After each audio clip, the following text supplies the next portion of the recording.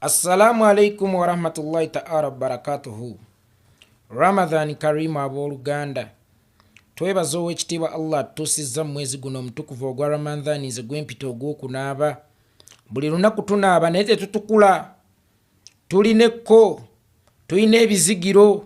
Guno gwe mwezi mw'osobola okunaabira n'otukula n'ozziba bujje era twebaza ow'ekitiibwa Allah tusobozesezza okugutuukamu nga tukyali balamu ku nkumuliitu y'abaddu baatutte.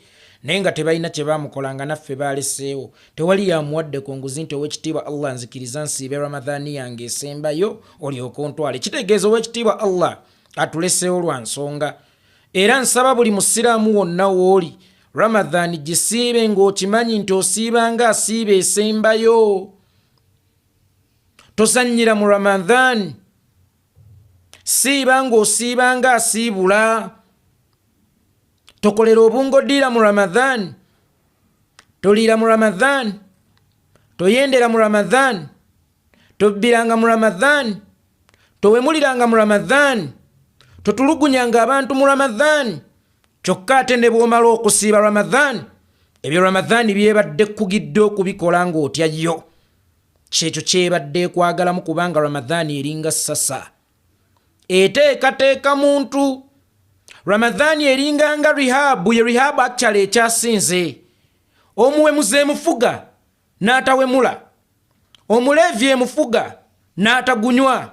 Omwenze mufuga n'atayenda. Omubbi mufuga n'atabba. Omukumpanye mufuga n'atakumpanya. Omubye mufuga n'alungiwa. Naye ekisinga obukulu si kwe kweyisa obulungi mu mwezi ogwo olinda oguddako. Wabula omwezi ogwo kwe kusomesa enkola n'entambuzibwa y'ensi. Nkugambye nti Ramadhan liringa ssomero. Ramadhan eringanga rehab. Ramadhan gulinganga mwala kunaabiramu kutukula. Kakati omuntu anaabye n'atukula aba yeewala ebisooto oba akafuufu okumukoonako kubanga ava ku mwala kunaaba. Omuntu avudde mu rehab wabaawo emize gye bali mu mukenenulamu. Era bw'akomawo n'agiddamu kitegeeza teyayiga. So tusabe nnyo Ramadhan eno ebigezo bino bye tulimu ebya Ramadhan ow'ekitiibwa Allah tusaasire tubiyite bulungi era n'ebyo bye tusomedde mu mwezi guno omutukuvu ogwa Ramadhan tubiteeke mu nkola tulokokere ddala. Ekyo ekikyamu kyolokose mu Ramadhan kirokokere ddala. Abawagira abatemu, ababba amabaati g'abawejjere, abasibye abaana b'abantu naddala abaana b'Obusiraamu, mulokoke mwenenye kubanga ow'ekitiibwa Allah mu mwezi guno shitaani aziteeka ku njegere, azirippa ku njegere. Kakati tobeera sitaani etaayaaya kuba batugamba naye ba agenti ba sitaani babaamu nga bataayaaya. Saagala obeere agenti wa sitaani. Naye kano kankayiseewo. Bannaffe ba content creator mulekeraawo okuzannyira ku kisiibo. Mulekeraawo okunafuya amakulu g'ekisiibo. Ekintu kino nkyegenderereza emyaka egisoba mu 15. Buli ekisiibo lwe kituuka nga bannaffe ba content creator batandika okuzannya ebinafuya amakulu g'ekisiibo. Mb'oli agenze n'akadomola emmanju kufuna wuzu naye ataddemu butunda. Ng'alina n'ekindaazi kyatadde wano mu kkanzu olutuuka mu kayu n'alya. Bannanga oyo si kontenti. Oyo kontenti wammwe simanya ng'omuntu abadde yeebase nga yasiibye naye ng'akataasa k'amenvu kamuli awo, olusaniya lwa ppirawo lumuli awo. Laba essimu oba bw'ajjaawulira omuntu ayaziina oli najja n'ayaziinira awo. Olimbu n'asimuka busisimusi n'asoma bisimilla n'alya n'asimuka busisimusi n'asoma bisimilla n'atandika okulya n'asibuluka ng'alowooza nti obudde butuuse. Bannanga ono si kontenti. Eno ensigo y'okuzannya kontenti wammwe mu ddiini mugikomye. Ate bwe mutuuka ku ddiini y'Obusiraamu awo musimbagana n'olukono. Kino ekintu muyinza okukirabanga kontenti naye nze ndabanga ekigenderere okunafuya n'okuweebuula. Nga bwe nagamba nti ku sayidi ya Buganda empisa za Buganda essaawa eno zeekwese mu bika by'Abaganda. kakati n'omusiraamu omutuufu omulabira mu kisiibo abadde omukumpanya nga takyakumpanya, abadde agenda mu bbala ne maloogi nga takyagendayo, abadde omuleevi nga takyabikola. Kitegeeza nti ekisiibo ze zimu ku institution ezisinga amaanyi mu busiraamu okunakyalinga abasiraamu. Kakati gwe ekyo kyoleetanga content nze mba nkulabanga influencer. Oli akugamba ono just content. Naye ng'oyo gwayogera content ono just content ne bw'aba akuba obulango bwa companies endala asobola okubukola mu ngeri y'emu.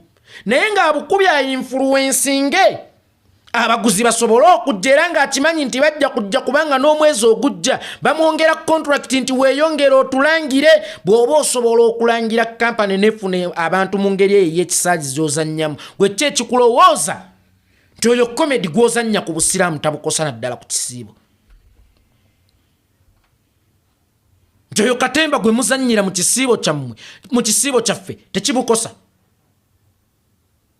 Omuntu oba omusiigidde kifaananyi ki?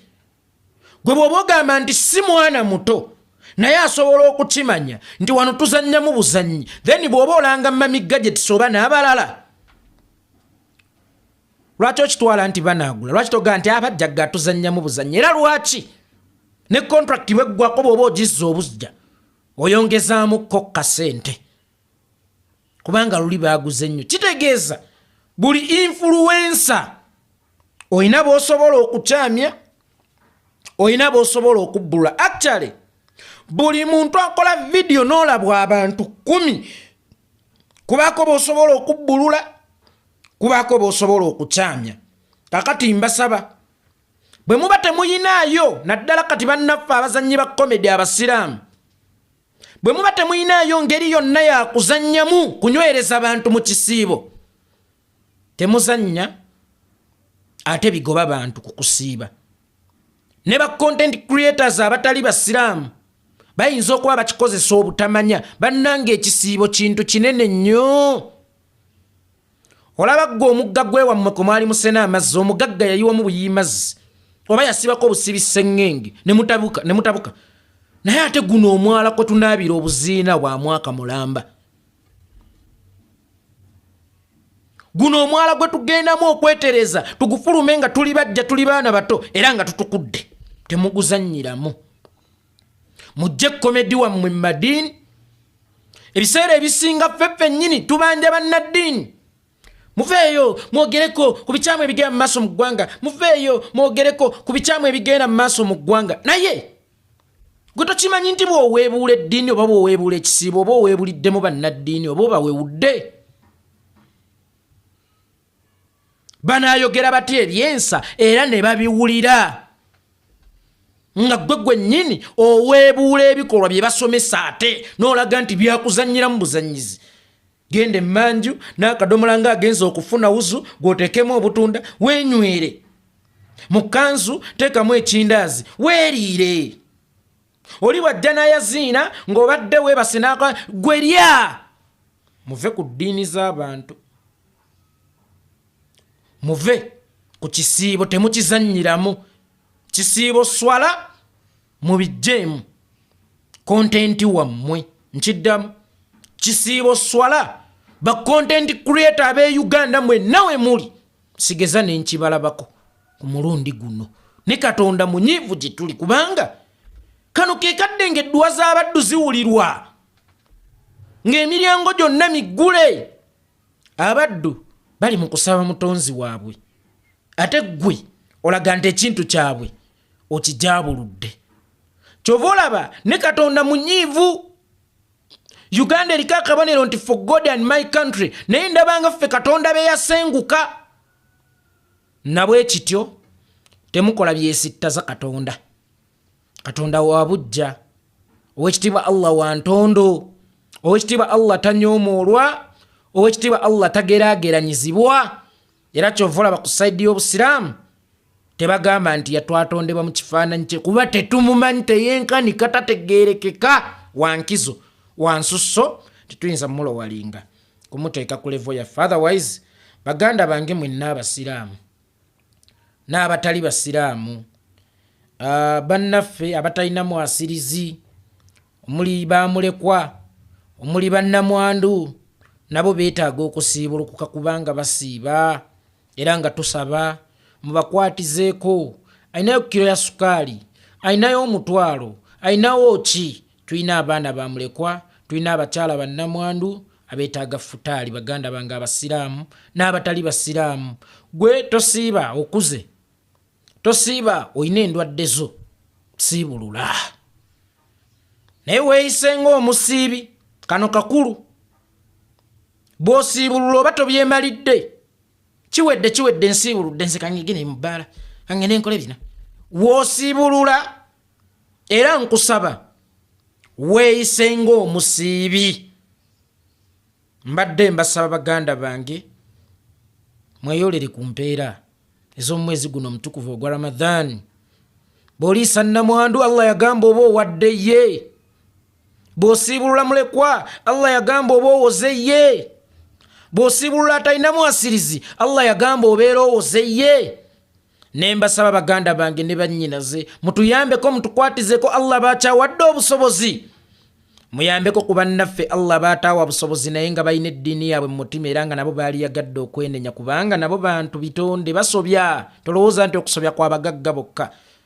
Nabo bantu bitonde basobya era beetaaga okwenenya. So nabo ekityo mutuyambeko ku bintu nga sukaali, mutuyambeko ku kusiibulula agita futaali.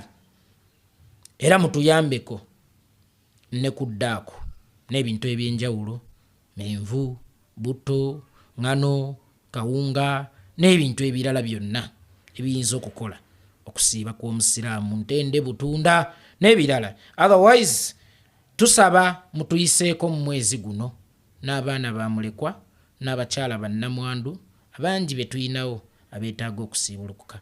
Alina ky'oyinayo kiteeke ku 0773 97 17 57 0773 97 17 57 ereeta amannya nti Abdul Kikono.